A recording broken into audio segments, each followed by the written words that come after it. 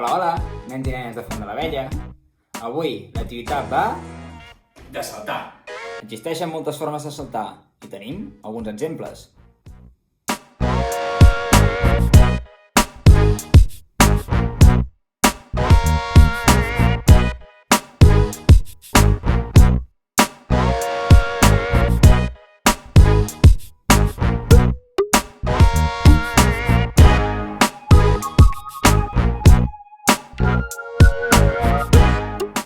Tots els salts, però, tenen tres coses que són iguals.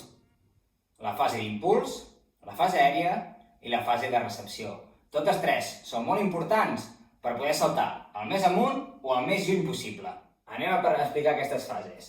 La primera, la d'impuls, serà molt important la utilització dels braços.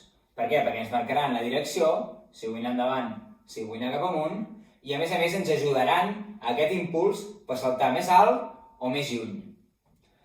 Els braços sempre començaran de darrere, sempre estaran en posició més endarrerida per anar en direcció on volem anar i ajudar a que l'impuls vagi cap on volem. A part d'això, hi haurà una flexió del maluc, una flexió del genoll i a partir d'aquí es produirà l'impuls, estirant les cames, portant el maluc endavant i posant-nos de puntetes. Aquest serà l'últim moment de la primera fase per saltar. D'acord? Serà molt important que tant la panxa com l'esquena estiguin durs per ajudar en aquest impuls a fer-ho de forma equilibrada. En la fase aèria, el cos ha de seguir tens, perquè si no ens desequilibrem. Per tant, hem d'apretar bé la panxa durant tot el recorregut i els braços ens ajuden a equilibrar-nos. Les cames hem d'estar pendents d'on te les anem a recolzar perquè trobin un punt de suport adequat per a aquesta recepció. Pel que fa a la tercera i última fase, la fase de recepció, serà molt important, al contrari de la primera, que la primera part del cos que toqui terra sigui la punta dels peus. Tot va en relació a amortiguar el millor possible aquesta caiguda. Doncs rebrem amb la punta dels peus, es recolzarà tot el peu, flexionarem genolls per protegir l'esquena, que sempre estarà tensa, però la protegirem perquè tot l'impacte no el rebem aquí, sinó que les cames ens ajudin a amortiguar-lo.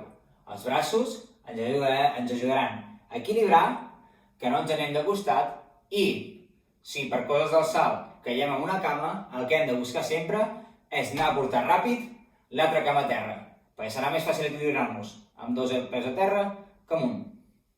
En aquesta última fase és molt important la posició dels genolls mentre estem amortiguant aquesta caiguda.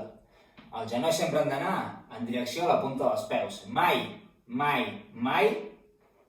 hem d'amortiguar amb els genolls mirant cap endins.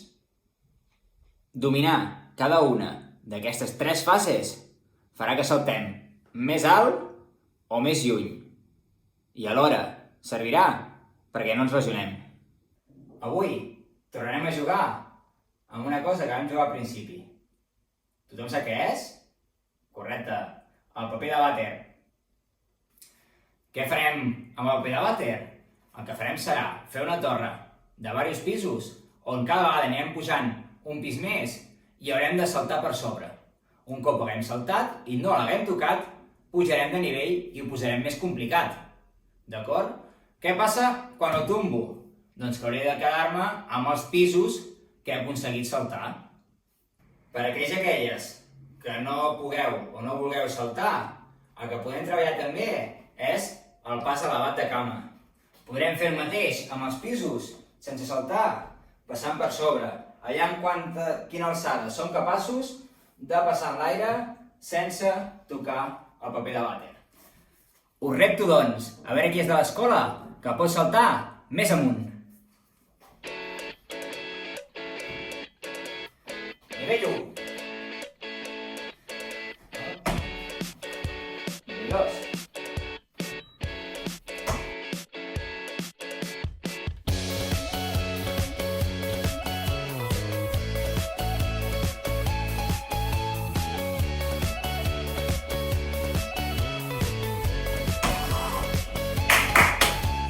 Va. Més. It's right before my eyes. can take it if it's what I want to do. I am leaving, and this is starting to feel like it's right before Aquest ja no sé si podré, S'ha d'intentar, va. No t'hem de rendir mai.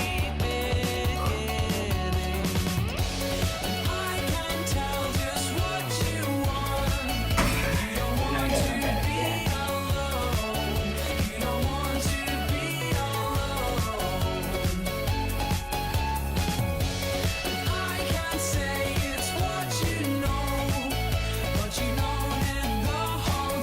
Ah!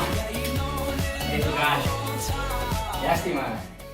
L'últim no he pogut, Ja veureu, que si no agafeu arrencada és complicat. Espero que el repte us hagi agradat i pugueu enviar-me una foto. Com aquesta. Espero que us ho heu passat molt bé. Ens veiem la setmana que ve amb un altre repte. Fins aviat! I'm not the best you